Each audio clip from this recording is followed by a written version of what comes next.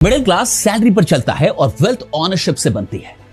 याद रखिए, income linear है, वेल्थ लीनियर नहीं है। सैलरी हर महीने आती है, टैक्स कटता है, लिमिट होती है, लेकिन वेल्थ बनती है ओनरशिप से, बिजनेस से, इक्विटी से, एसेट से।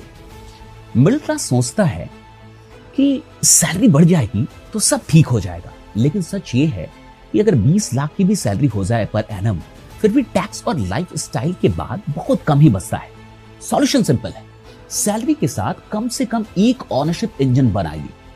Stocks, side business, content, course, book. Rich लोग सैलरी नहीं बढ़ाते, वो ओनरशिप बढ़ाते हैं। अब आते हैं रीजन नंबर 2 पे। हमारा एजुकेशन सिस्टम सिक्योरिटी सिखाता है, वेल्थ नहीं। स्कूल हमें सिखाते हैं मार्क्स कैसे लाना है, डिग्री कैसे लेनी है और सेफ जॉब कैसे पकड़नी है, लेकिन ये नहीं सिखाते मनी साइकोलॉजी क्या है, इन्वेस्टिंग क्या है, बिजनेस मॉडल्स क्या होते हैं, लेवरेज क्या होता है। इसलिए मिडिल क्लास एफडी में खुश है, एलआईसी में सेफ फील करता है, स्टॉक मार्केट से डरते रहता है, बचते रहता है। अब सॉल्यूशन ये है, सेल्फ एजुकेशन शुरू कीजिए, फाइनेंस पढ़िए, इन्वेस्टिंग समझिए, टैक्स सीखिए। डिग्री करियर बनाती है, फाइनेंशियल एजुकेशन वेल्थ बनाती है। अब आते हैं तीसरे कारण, लाइफस्टाइल इन्फ्लेशन। सैलरी बढ़ती है और लाइफस्टाइल चुपचाप बढ़ जाता है। Car upgrade, bigger house, expensive schools, social comparison. Middle class गरीब नहीं होता, वो सरप्लस नहीं बना पाता। ईएमआई का मतलब है फ्यूचर इनकम आज ही खर्च हो गई। अब सॉल्यूशन सुनिए, रूल बनाइए, पे योरसेल्फ फर्स्ट, पहले इन्वेस्टमेंट बाद में खर्च।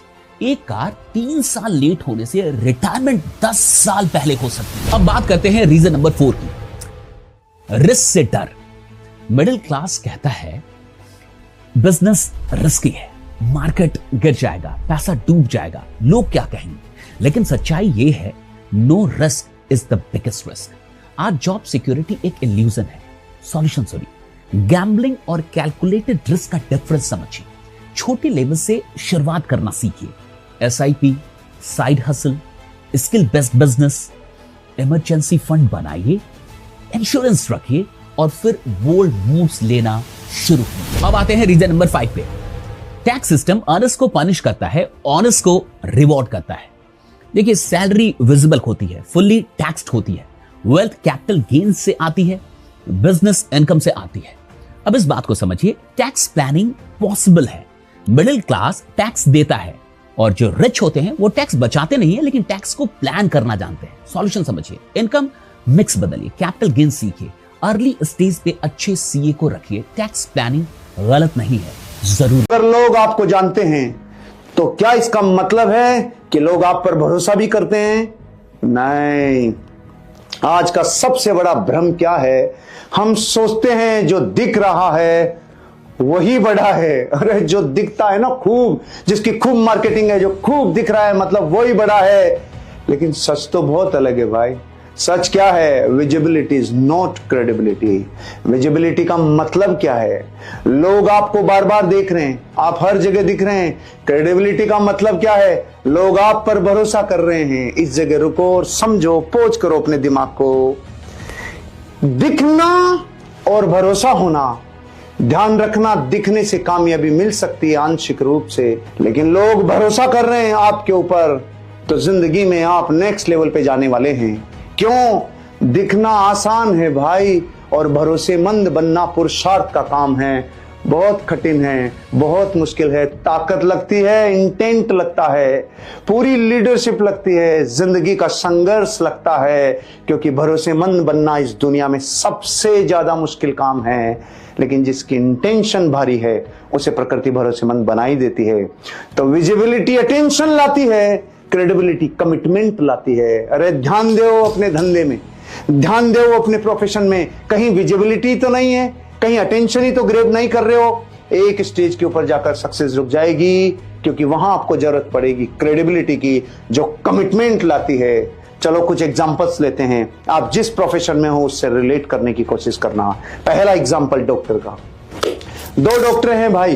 पहला डॉक्टर इंस्टाग्राम के ऊपर रील डाल रहा है, पहला डॉक्टर लग्जरी क्लिनिक दिखा रहा है, पहला डॉक्टर स्टाइलिश वीडियोस बना रहा है और वायरल कंटेंट दे रहा है और वो विजिबल है। वेरी गुड, भगवान करे बहुत सफलता मिले आपको।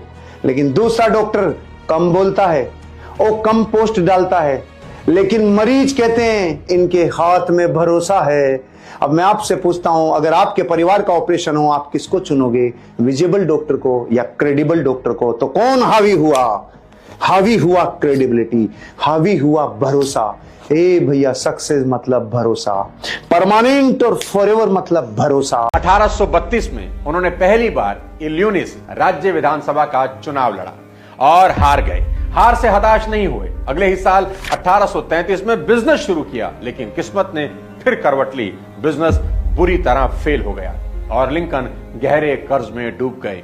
लेकिन असली झटका तो अब आने वाला था। 1835 में अचानक एन रूटलेज, वो लड़की जिससे लिंकन सच्चा प्रेम करते थे, उसे टाइफाइड हो गया। कुछ ही दिनों में उसकी हालत इतनी बिगड़ गई कि कोई उम्मीद नहीं बची और 25 अगस्त 1835 को एन की मौत हो गई। लिंकन अब पूरी तरह टूट चुके थे। उन्होंने कहा, मेरी आत्मा ही जैसे एन के साथ चली गई हो। दोस्तों ने बताया, वो कई दिनों तक किसी से मिले तक नहीं, ना खाते थे ना बोलते थे, गहरे डिप्रेशन में डूब गए। डॉक्टरों ने इसे नर्वस ब्रेकडाउन कहा, क्योंकि वो मानसिक थकान, उदासी और अस्थिरता से गुजर रहे थे। उनके करीबी दोस्त ने बताया, मैंने लिंकन को कई रातें रोते और एन की याद में बिखरते देखा। लेकिन यहां से असली कहानी शुरू होती है। उन्होंने खुद को संभाला और एक बार फिर जिंदगी के मैदान में लौट आए। 1838 में स्पीकर यानी विधानसभा अध्यक्ष बनने की कोशिश की और नतीजा फिर हारे। 1843 में चुनाव लड़ा, नतीजा फिर हारे। 1855 में सीनेट का चुनाव लड़ा, रिजल्ट फिर हारे। 1856 में उपराष्ट्रपति पद के लिए पार्टी का नॉमिनेशन मांगा, नहीं मिला। और 1858 में स्टीफन डगलस के खिलाफ सीनेट का चुनाव लड़ा। फेमस लिंकन डगलस डिबेट हुई, लेकिन नतीजा फिर हार। ऐसा लगता था जैसे किस्मत बार बार उन्हें धक्का दे रही थी, पर उन्होंने कभी गिरकर ठहरना नहीं सीखा, सिर्फ उठना सीखा था।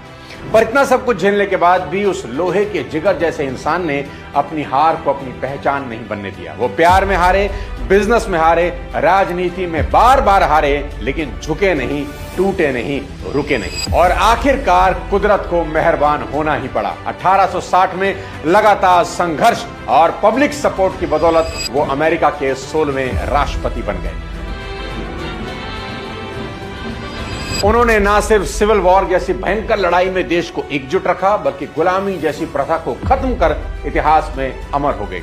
जरा सोचिए दोस्त, एक ऐसा इंसान जो प्यार में टूटा, बिजनेस में डूब गया, पॉलिटिक्स में बार बार गिरा, वही इंसान एक दिन दुनिया के सबसे ताकतवर देश का राष्ट्रपति बन जाता है। तो फिर हम और आप किस बात का रोना रो रहे हैं? हालात कैसे भी हों, उठना तो हमें ही होगा और अपना मुकद्दर अपने हाथों से लिखना ही होगा।